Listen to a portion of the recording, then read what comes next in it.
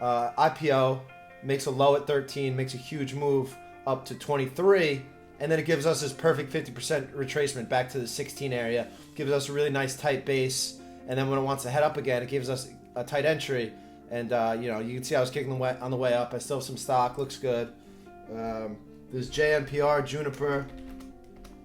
This you can't see the entry, but it's on the break of this little wedge here, this 34.50. You see I got some out of some Friday, I got out of some today. I'm still holding strong, but definitely not as much as I was. CACI, this one was so annoying.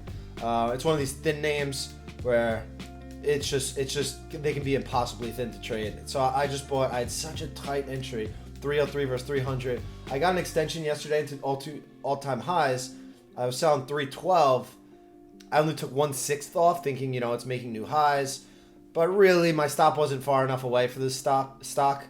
So I got out of the other five out of 6 today at that original stop at 300. No, at my price 303. I did get out break even, but I didn't really make much on the trade when I was up a good amount.